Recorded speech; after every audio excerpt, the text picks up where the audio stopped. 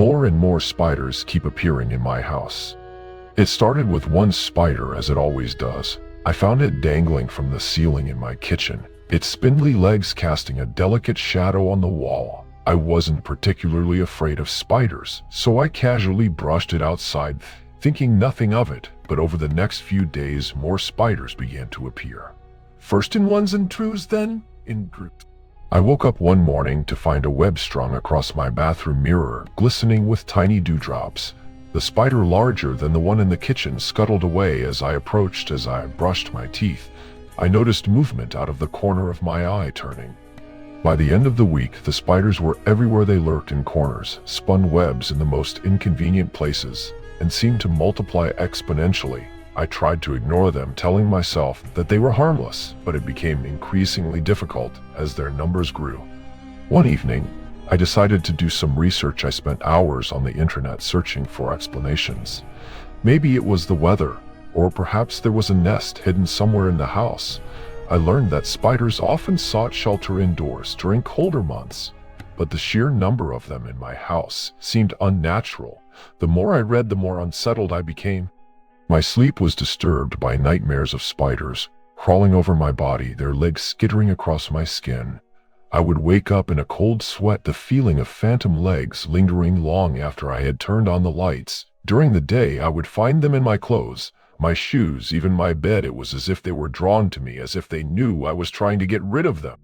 Desperate, I called an exterminator when he arrived. I showed him the infestation, trying to convey just how dire the situation had become. He nodded sympathetically and assured me he would take care of it.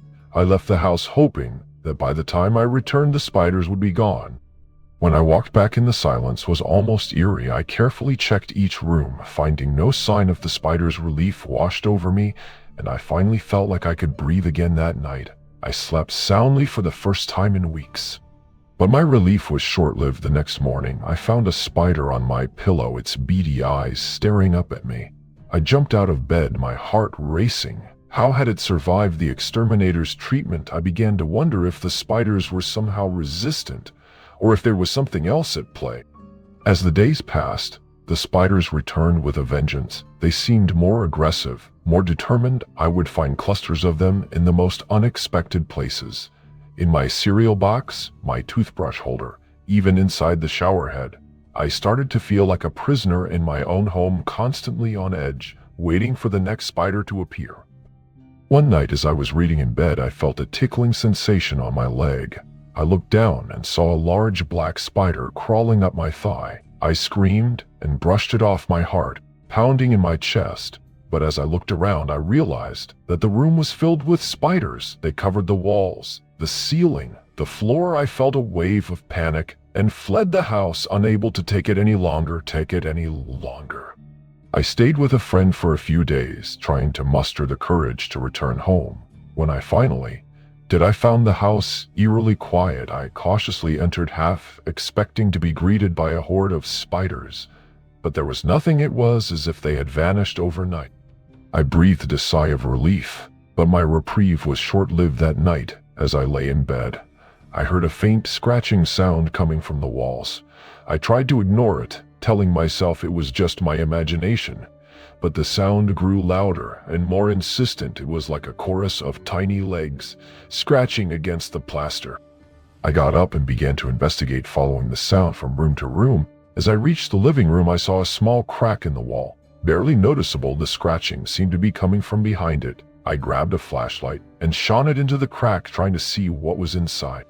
To my horror, I saw hundreds, maybe thousands of spiders crawling within the walls, their legs moving in unison. It was like a living, writhing mass pulsating with life. I stumbled back, feeling a wave of nausea wash over me.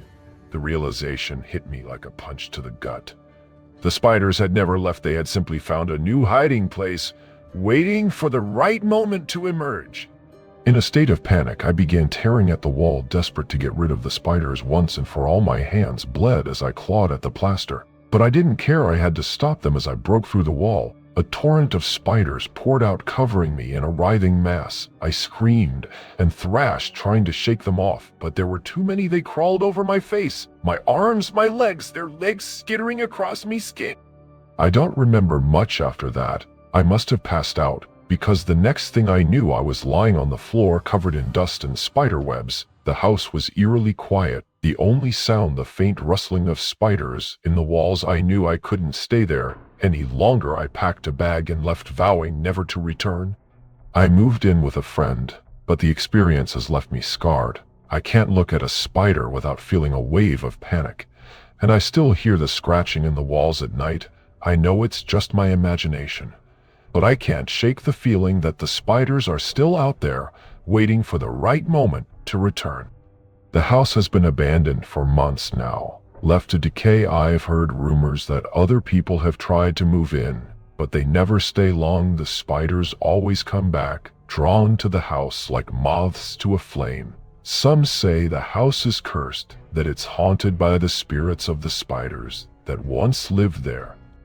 I don't know what to believe anymore. All I know is that I'll never set foot in that house again. The spiders have claimed it as their own, and I have no intention of challenging them.